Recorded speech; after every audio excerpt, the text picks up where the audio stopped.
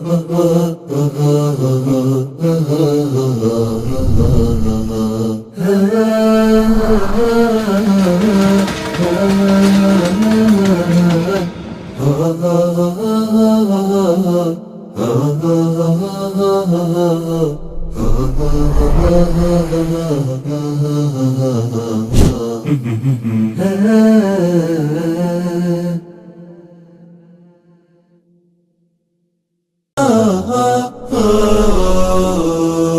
زلت في دفاتري قصيدة، وفي ظلال أعيني كشمعة جديدة، وفي ظلال أعيني كشمعة جديدة. ما زلت مثل وردة الربيع وحيدة. إريتريا يا جارة البحر ويا منارة الجنوب، إريتريا يا درة البحر ويا منارة الجنوب. بسم الله الرحمن الرحيم. الحمد لله رب العالمين، والصلاة والسلام الأتمان الأكملان نبينا محمد وعلى آله وصحبه أجمعين. مشاهدي الأكارم، سلام الله عليكم ورحمته وبركاته. أهلا وسهلا ومرحبا بكم في برنامجكم الدائم قضايا إريتريا. قبل أن نبدأ في هذه الحلقة المباركة نتوجه بالتعازي على ضحايا مخيم الجبالية الذين أصيبوا بحريق مؤلم في مدينة غزة، ونسأل الله العظيم رب العرش الكريم أن يتوفاهم برحمته، أن يتغمدهم برحمته، وأن يقبلهم شهداء عنده سبحانه وتعالى. نعزي الشعب الفلسطيني وحكومة غزة، ونعزي علماء فلسطين على هذا المصاب، ونسأل الله سبحانه وتعالى أن يرحمهم وأن يتقبلهم شهداء عنده، وأن يصبر ذويهم، وأن يلهمهم السلوان، إنه ولي ذلك والقادر عليه، وإنا لله وإنا إليه راجعون.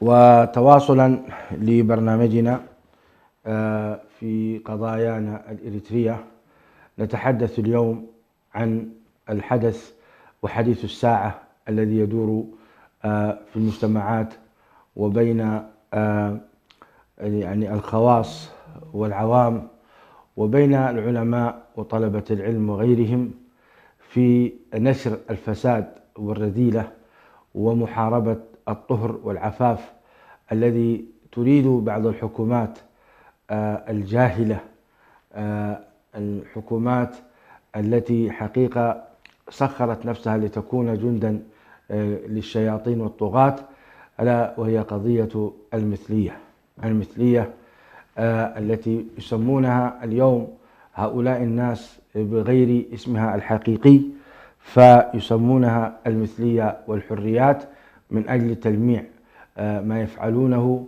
وحتى يكون مقبول عند الآخرين. وهي في الحقيقة هي اللوطية واستحاق، أعزكم الله وأكرمكم، هذا فعل أهل لوط وقوم لوط، وفعل أهل الرذيلة والخزي والعار، ولكن لا يقولون هذا الكلام لأجل أن يعني تقبله الجهات الأخرى.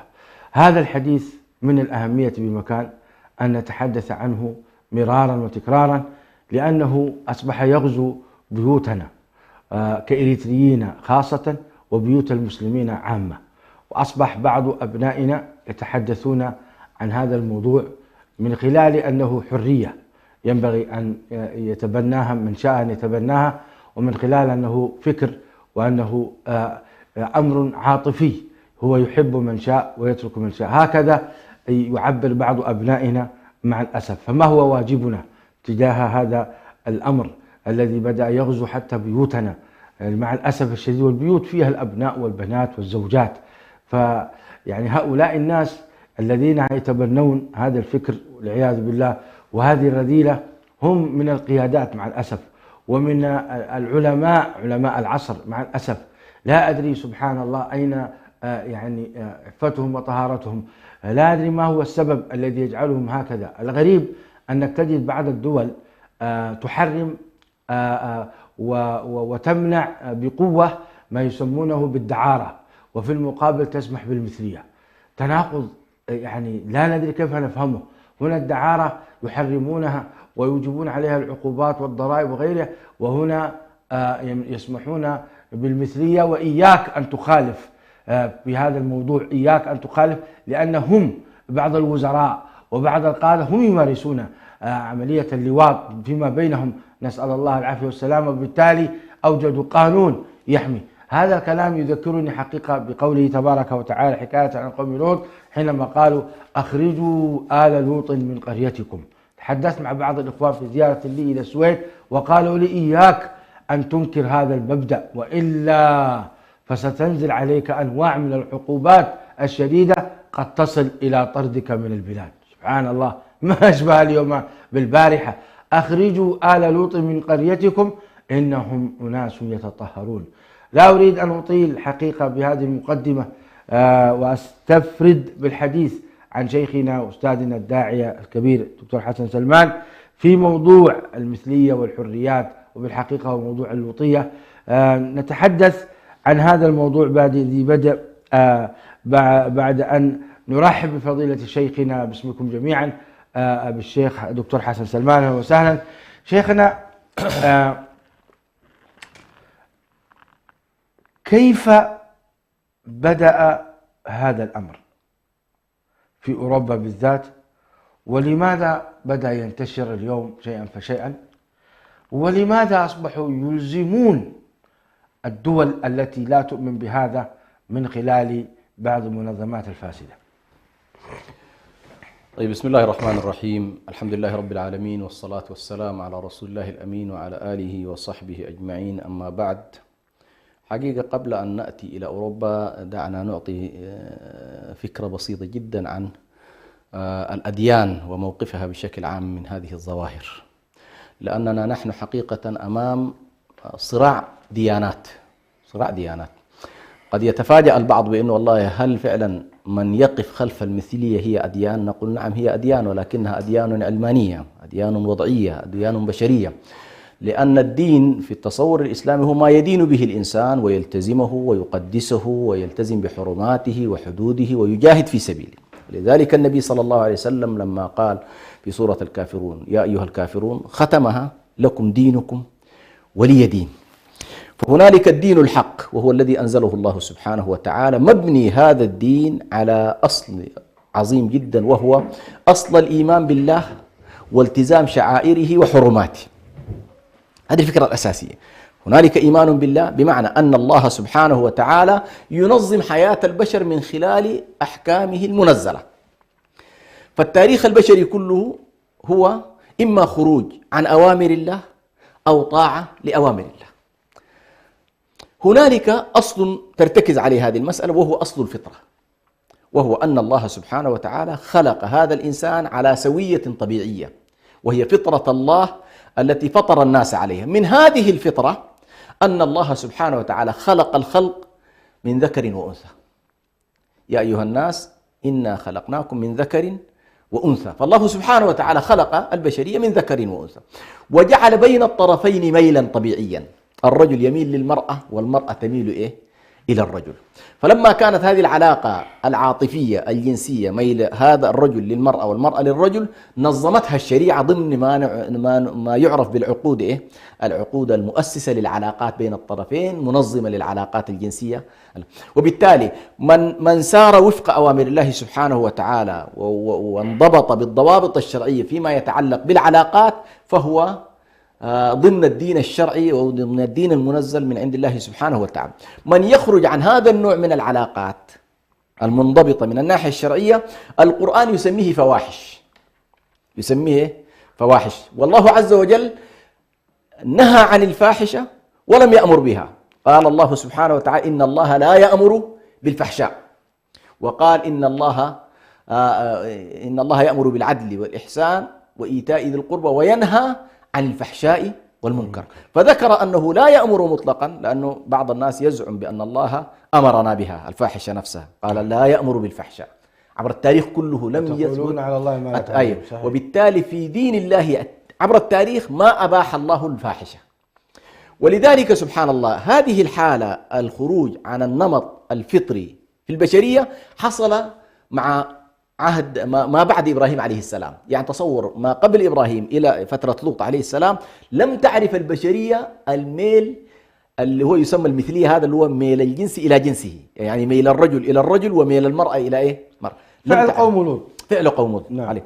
هذه فاحشة. لكن نلاحظ سبحان الله القرآن الكريم شن معركة لا هوادة فيها مع الفاحشة لمناقضتها لأصل عظيم، وهي أصل الطهر والعفة.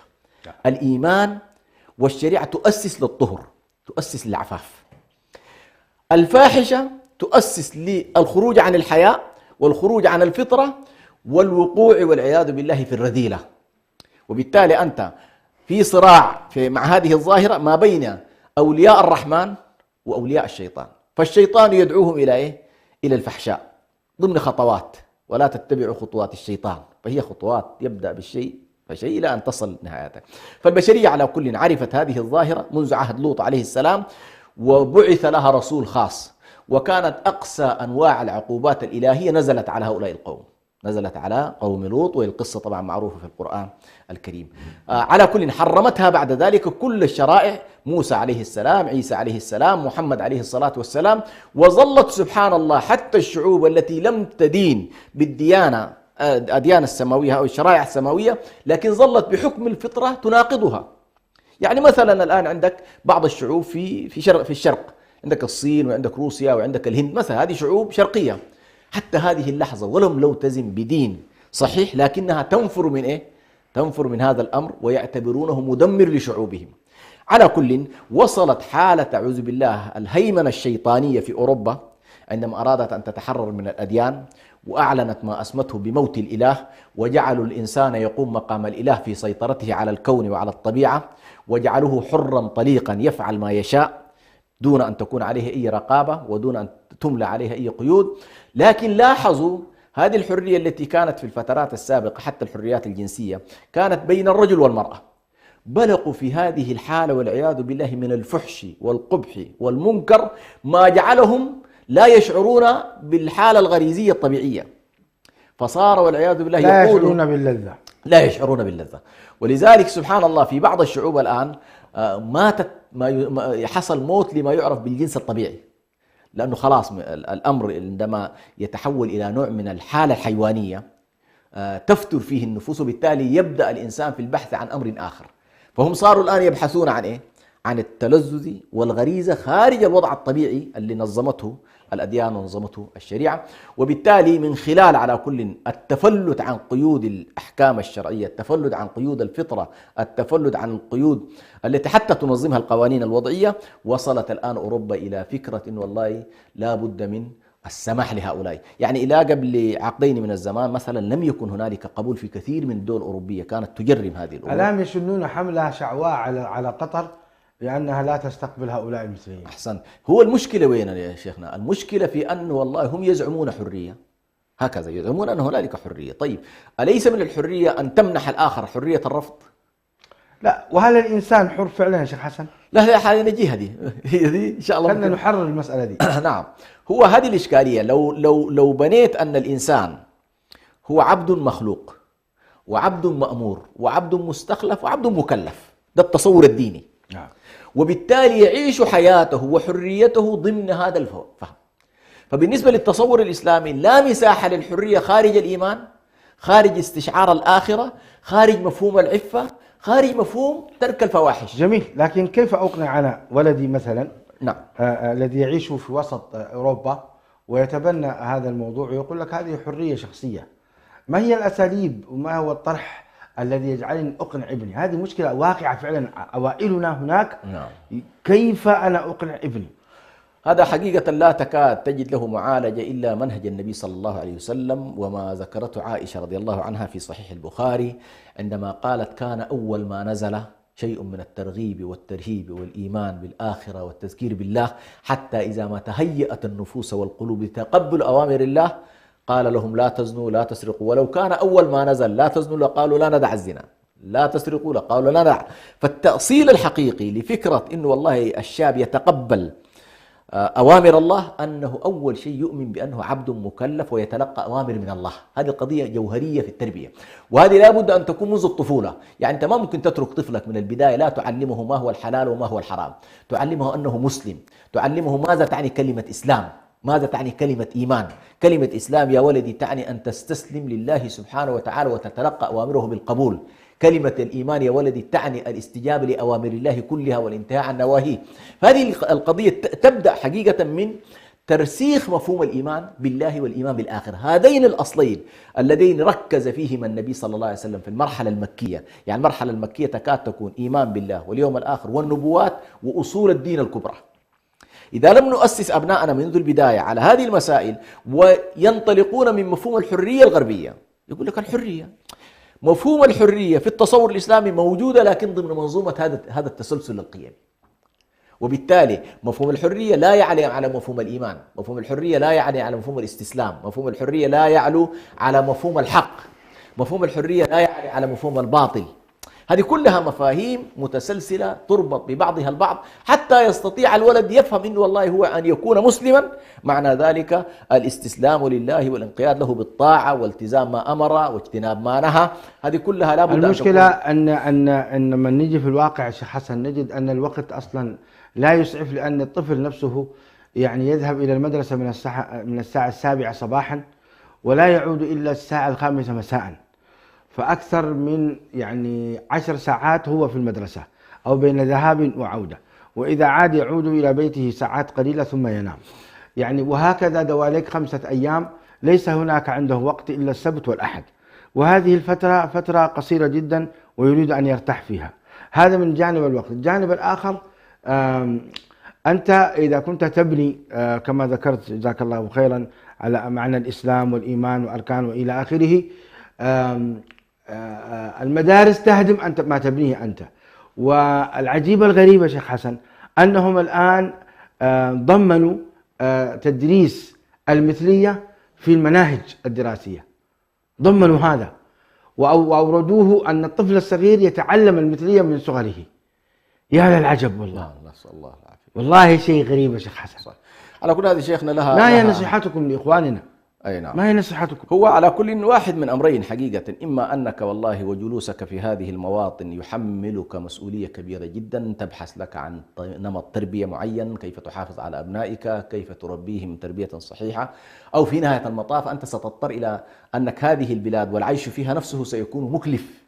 يعني في نهاية المطاف سيضيع الأسرة، سيضيع الأبناء، فتضطر إلى أن والله أنت ذهبت للبحث عن العيش الكريم وإذا به يضيع دينك. فإذا وقعت بمعادلة إنه والله ضياع الدين وفقدان الأبناء والمستقبل نحو جهنم والعياذ بالله، ستضطر إنه والله الهجرة من هذه الديار ولو في العيش على كفاف الحياة أفضل لك من أن تعيش هذه العيشة التي تؤدي إلى فقد الأبناء وأنت مسؤول عنهم في نهاية المطاف. يعني فعلى كل هذه الموازنة تحتاج إلى حساب حقيقي، ويدخل في هذا الحساب الأخروي، أنه أنت والله مسؤول أمام الله سبحانه وتعالى في وضعية أبنائك، في وضعية أسرتك، في البيئة التي تعيش فيها، حتى تستطيع فعلا أمام الله سبحانه وتعالى أن تنجو بنفسك، وإلا يوم القيامة سيسألك الله سبحانه وتعالى: يا أيها الذين آمنوا قوا أنفسكم وأهليكم نارا وقودها الناس والحجارة. فإما أن والله أنت قادر على أن هذه الوضعية تستطيع أن تتكيف معها بما تحافظ على الحد الأدنى في دين أبنائك ودين نفسك وعفتك، وإما أن الله سبحانه وتعالى سيجري عليك أحكامه في مفهوم الهجرة المعاكسة الآن، ليست الهجرة. هذا الكلام الوعظ الجميل يا شيخ حسن، المشكلة أن كثير من الناس يعرضون عنهم، ما يقبل منك هذا، لأنه يحبون العاجلة ويذرون الآخر. هذه المشكلة. سبحان الله. فمن أحب العاجلة وأحب نعيمها وأحب لذتها. أذكر واحد من الإخوة هاجر في التسعينات من السويد، وكان ما شاء الله مرفه وضعه طبيعي. قال لي وأنا أخرج من البيت ومهاجر إلى المملكة العربية السعودية، ويعني قصد خلاص إلى أرض الحرمين، قال جاءني، هكذا يقول: جاءني إبليس فقال لي: يا فلان تخرج من هذه الجنة، جنة الدنيا السويد، فقال لي قلت له لعنك الله يا إبليس أنا خارج إلى الله إني مهاجر إلى ربي. الله. فهي في نهاية المطاف قد يعتبر البعض أن هذا نوع من الوعظ كما أحد الإخوة يقول أنا تزوجت قريبا وجاء زوجتي إلى بلاد السويد وكانت تقول لي هذه جنة. قال فقلت لها لا يا زوجتي، هذه الحدائق التي ترينها عن يمين وعن شمال وهذا الوضع هذه جهنم وليست جنة، لأنها تضيع أبناءنا. هو حقيقة أنا أقول لك إذا الإنسان ما التفت إلى هذا البعد وصار مهمته فقط الرعاية المادية، الإشباع، الأكل والشراب والنوم والتعليم المادي هذا، دون النظر إلى أنه والله هل فعلا سيحافظ على نجاة أبنائه؟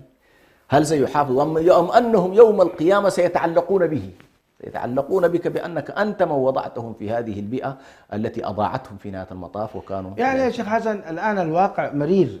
أنا أكلمك عن بيوت الإريتريين الشباب والشابات من سن 15 حتى 28 و25. كيف نقنعهم بأن هذه ليست حريات وأنك أنت مسلم وعبد لله كما تفضلت؟ ما هي الأساليب؟ هل يلزم مثلا الشعب أن يتكاتف، الجاليات أن تتكاتف، أن تكون هناك دروس مستمرة، أن من انحرف منهم يعني ما هي البرامج؟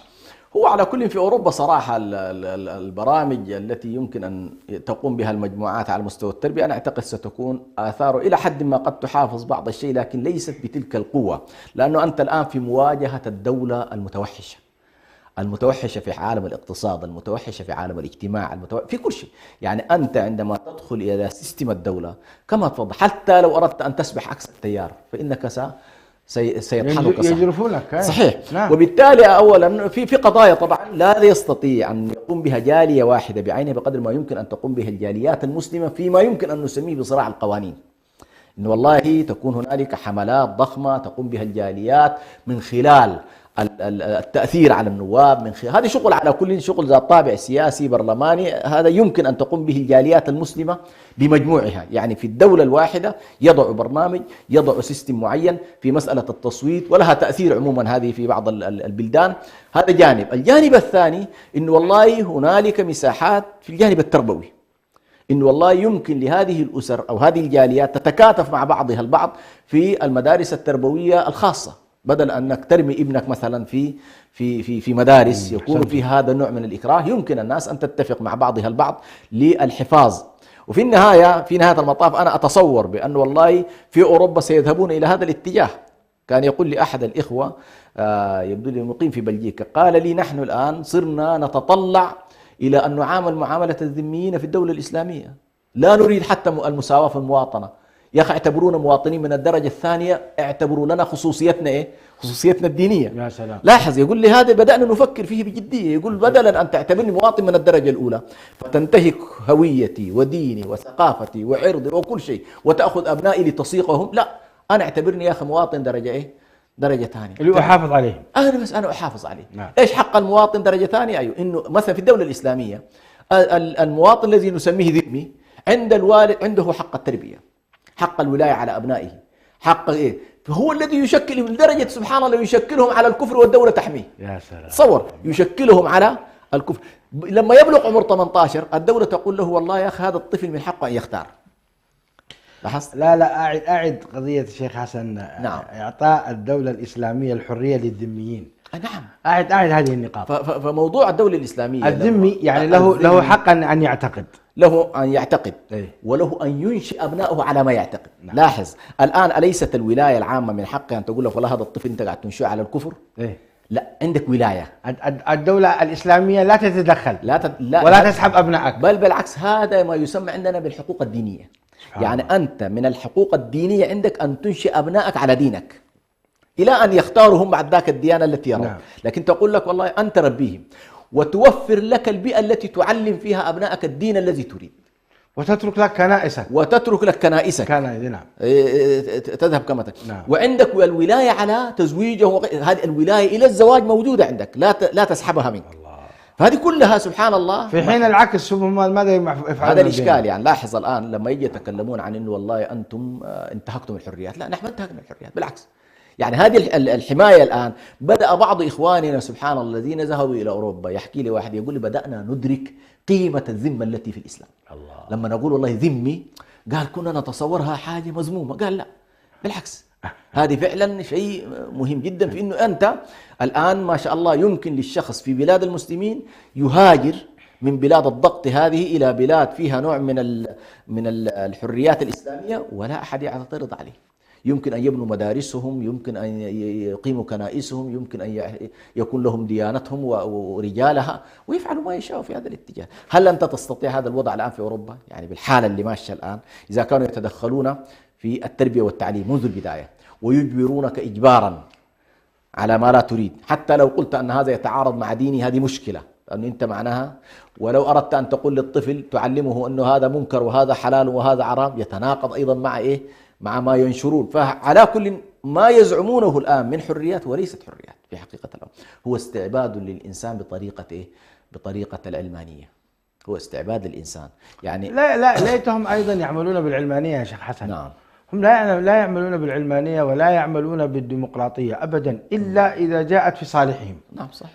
إذا جاءت في صالحهم نعم فيعبرون بالعلمانية والحريات ويعبرون بالديمقراطية، وإذا كانت ضدهم يعبرون بمخالفة القوانين وما إلى ذلك. صحيح صحيح. يعني الآن شيخ برهان مثلا عندنا الآن 3 أشياء لابد المسلمين ينتبهوا إليها.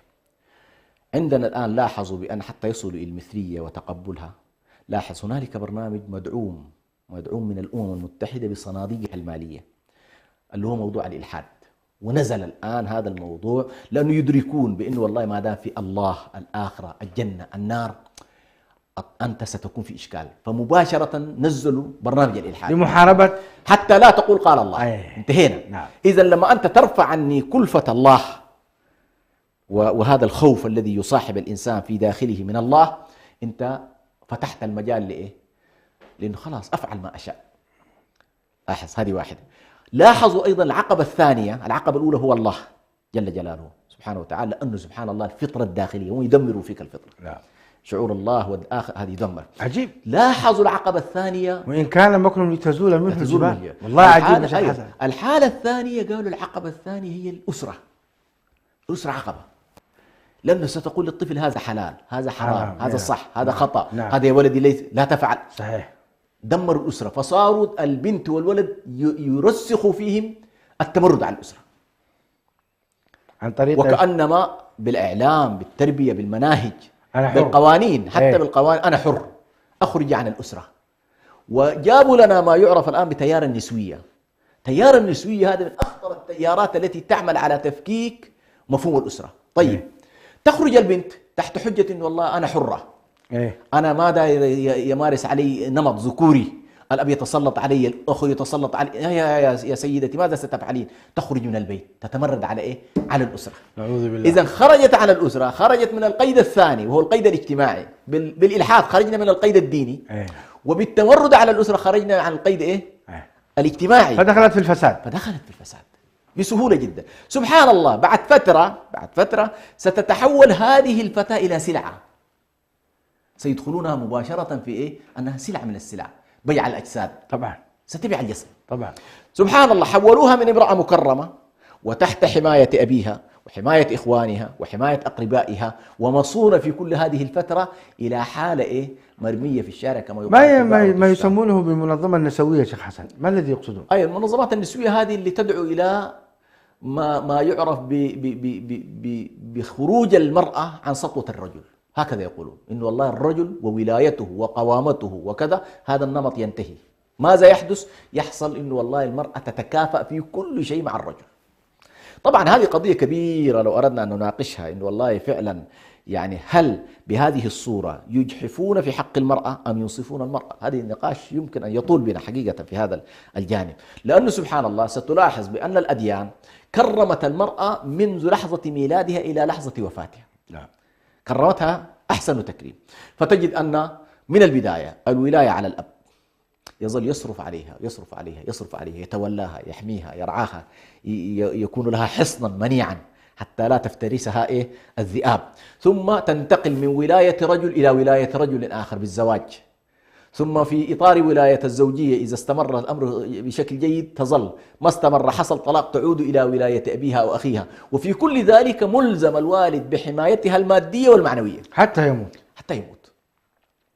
ثم تقول لي بعد ذلك أن والله هنالك، يعني هو لو في شكوى المفروض يشكر الرجل ستقع عليه أعباء كبيرة جدا. فهذه حتى أكملها، القيد الأول هو الإلحاد، الترس الأول الذي أو الحصن الأول الذي دمروه هو الإيمان بالله من خلال الإلحاد. الحصن الثاني تدمير الأسرة. الحصن الثالث هو تدمير الحياء ومفهوم العفة. فقصة العفة هذه أكثر شيء تزعج الآن المنظومة الشيطانية هذه، أن تتكلم أنت عن إيه؟ عن مسألة العفة وعن مسألة الطهر، هذه يرونها إشكالية، بينما الدين سبحان الله يكرس حول هذا المفهوم، مفهوم الطهورية بالنسبة لي، البعد من الفواحش. فسبحان الله مثلا القرآن الكريم وهو يتناول ظاهرة الفواحش يمكن يتناولها في 8 حالات. 8 حالات يسميها: اتيان الرجال للرجال اللي هي اللوطية، اتيان النساء للنساء اللي هو السحاق، الزنا اللي هو ممارسة الجنس الرجل مع امرأة لا تحل له نعم. نكاح ما نكح الآباء، ولا تنكحوا ما نكح آباؤكم إنه كان فاحشة ومقتا. النكاح الجماعي الذي يسمى في الشريعة السفاح، ولا مسافحات ولا متخذات أخدان. فعندنا النكاح الجماعي وعندنا نكاح الأخدان. النكاح الأخدان السفاح ونكاح الأخدان يعبر عن الفواحش ما ظهر منها وما بطن. فنكاح السفاح هو النكاح الجماعي الذي كان مشهور في الجاهلية، وكانوا لا يميلون إليه ولكنهم يحلون الأخدان، أن المرأة تكون لها علاقة سرية مع رجل بفاحشة دون عقد، فيرون النكاح السري لا شيء فيه الأخدان، ولكن النكاح السفاح هذا الذي كانوا ينبذونه، فهذه حرمتها. نكاح المحارم، كل أشكال النكاح مع المحارم يسمى فاحشة. نكاح المتزوجات والمحصنات من الناس، هذه كلها سبحان الله تناولتها الشريعة الإسلامية كمحرمات. وقال إنما حرم ربي، قل إنما حرم ربي الفواحش ما ظهر منها وما بطن. وبالتالي سبحان الله الشريعة وهي تفعل كل هذه الأفاعيل أو تأمر بكل هذه الأشياء حتى تصل بنا إلى مفهوم الطهر الاجتماعي، الطهر النفسي، لأنه سبحان الله الفواحش تورث أيضا منكرا في الداخل، وتورث كذلك يعني رفع الحياء من الرجل والمرأة. فلما ترفع عنه الحياء يبدأ بعد ذلك في اقتحام كل إذا لم تستحي، إذا لم تستحي فاصنع ما تشاء. نعم. بارك الله فيكم شيخ حسن على هذا الطرح الجميل، والموضوع كبير حقيقة. نعم. ولا يعني حلقة من مثل هذه الحلقات أنها توفي مشاهدي الأكارم. كنا في حديث ماتع عن ما يتعلق بالفواحش والطهر، وكيف عالج الإسلام هذه الأمور، وكيف بنا أن نعالجها أيضا نحن مع أبنائنا، وكيف أن الأعداء يعني يبحثون عن كل صغيرة وكبيرة لتدمير الإنسان المسلم وإبعاده عن دين الله عز وجل. وما استطعنا الحقيقة نوفي بكافة جوانب هذا الموضوع ما يتعلق بالمثلية والحريات. إن شاء الله تعالى نستمر في حلقة وحلقتين أيضا حتى نأتي عليه، ونسأل الله تعالى أن يحفظ أبناءنا وبناتنا، وأن يعفنا ويعف نساءنا ويعف أهالينا وجميع المسلمين، وأن يحفظهم بحفظه ويكلأهم برعايته. سبحان الله، ولولا فضل الله عليكم ورحمته ما زكى منكم من أحد أبدا. هذه الآية عظيمة، يعني تزكية وحفظ لا يكون إلا من عند الله تبارك وتعالى. يعني هؤلاء كما تشاهدونهم يعملون ليل ونهار، وإن كان مكروم لتزول منه الجبال، ومع لولا أن الله هو الذي يحفظ عباده ويحفظ المسلمين لهلك الناس. ويريد الذين يتبعون الشهوات أن تميلوا ميلا عظيما، أن تميلوا ميلا عظيما. هكذا يصف ربنا تبارك وتعالى هؤلاء الناس. بهذه الأكارم باسمكم جميعا أشكر فضيلة الشيخ حسن سلمان على هذا البيان، كما أشكركم أيضا أنتم على تواصلكم، ويتجدد اللقاء بكم إن شاء الله تعالى في الأسبوع القادم على خير. هذا أخوكم برهان سعيد يحييكم، والسلام عليكم ورحمة الله وبركاته. إريتريا يا جارة البحر ويا منارة الجنوب، إريتريا يا درة البحر ويا منارة الجنوب. من أجل